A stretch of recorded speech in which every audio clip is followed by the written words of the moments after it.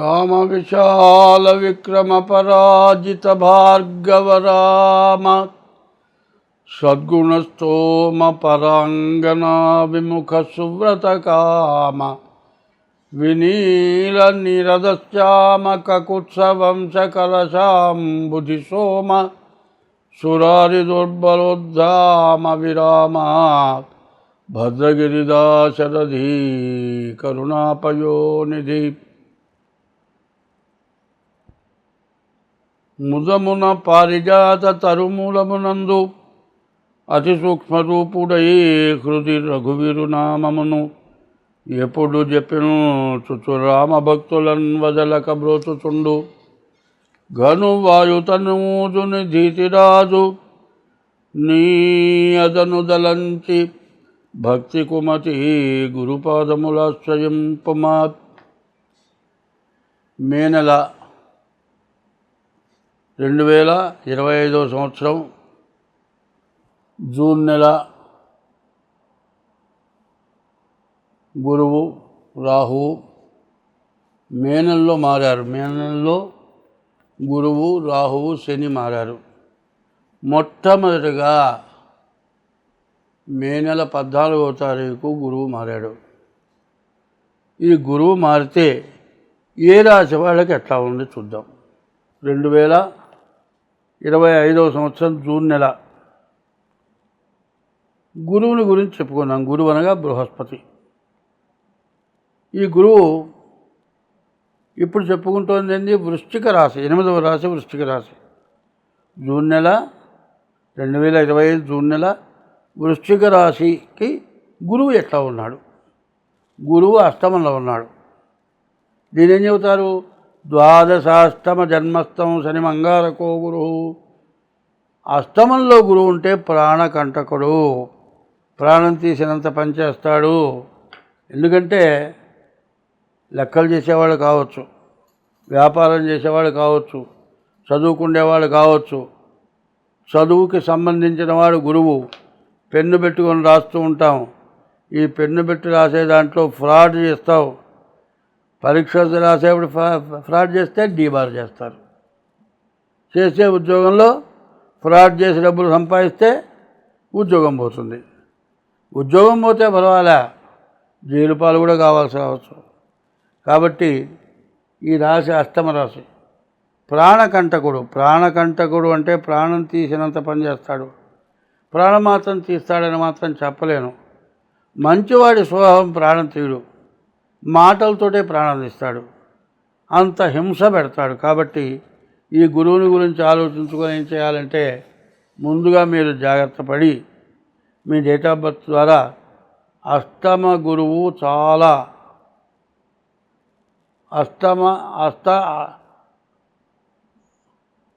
అష్టము చాలా ఇబ్బంది అయింది.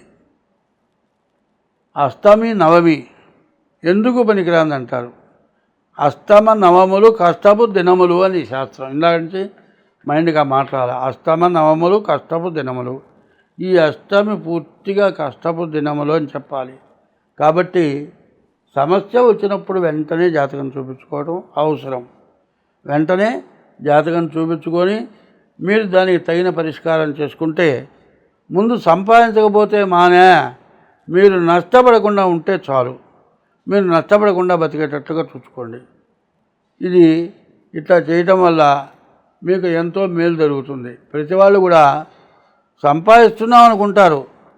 సంపాదించింది ఏమవుతుందో అర్థం చేసుకోరు. వస్తుంది, కుడి చేతిలోంచి వస్తుంది, ఎడమ చేతిలోంచి వెళ్ళిపోతుంది. నీ చేయి కాకపోతే నీ పెళ్ళాం చేయో, నీ కొడుకు చేతిలో వెళ్ళిపోతుంది.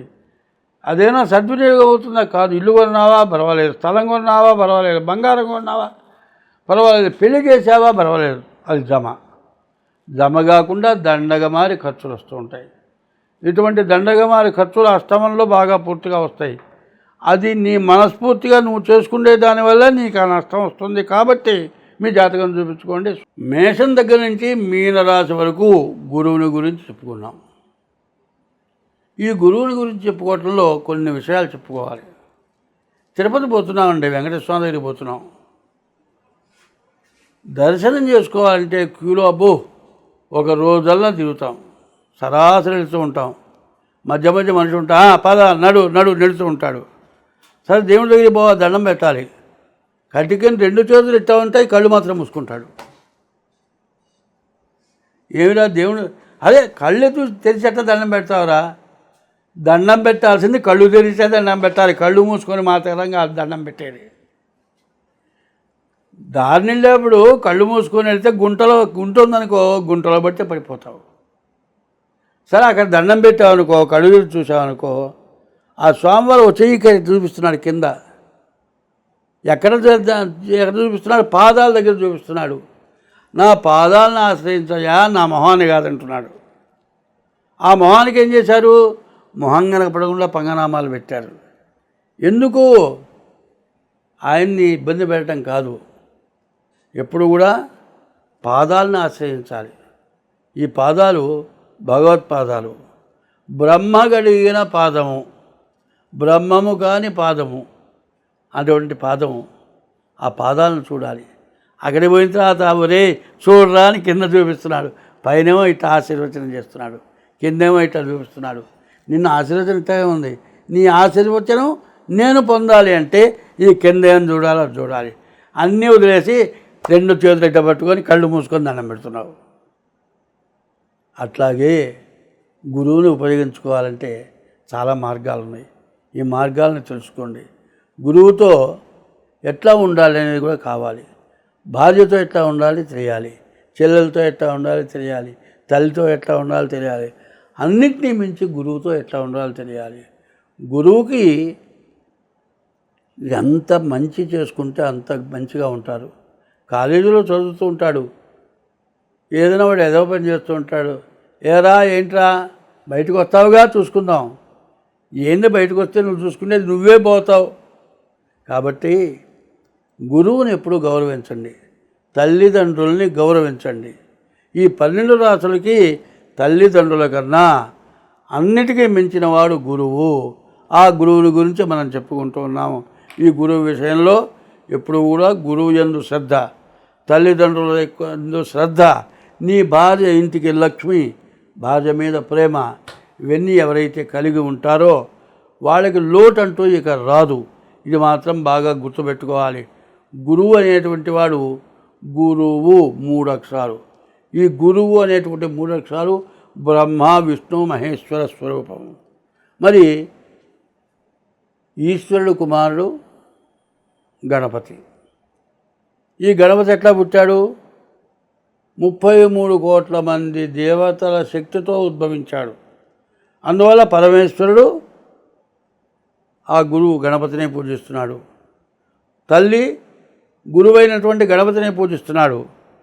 ప్రతి వ్యక్తి కూడా బ్రహ్మ విష్ణు మహేశ్వరులు ఆది పరాశక్తితో సహా ఆ గురువైన గణపతినే పూజిస్తున్నారు. గురువు పూజింపబడ్డాడు అంటే సర్వశక్తులు గురువుకు ఉన్నాయి.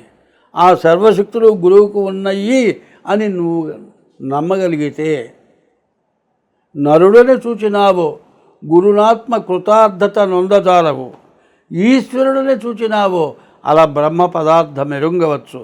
సరియగు లక్ష్యమొక్కటియే చాలును, సరియగు లక్ష్యమొక్కటియే చాలును, సాధనలెల్లగూర్చు ఈశ్వరుడిని నమ్మి మనసా గురుపాదముల ఆశ్రయింపుమా అని చెప్తుంది. కాబట్టి గురువుని గురించి ఇంత వివరంగా చెప్పాము. గురువు సద్గురువు అవుతాడు. సద్గురువు కావాలంటే నువ్వు ఎంచుకోవాలి. ఎవరిని అడిగితే, ఎవరు జాతకం చెబితే, ఎవరు దైవ బలం గలవాడు చెబితే నీవు బాగుపడతావో ఆలోచించుకొని వాళ్ళని ఆశ్రయించండి. మీరు అన్ని విధాలా బాగుపడతారు. స్వస్తి.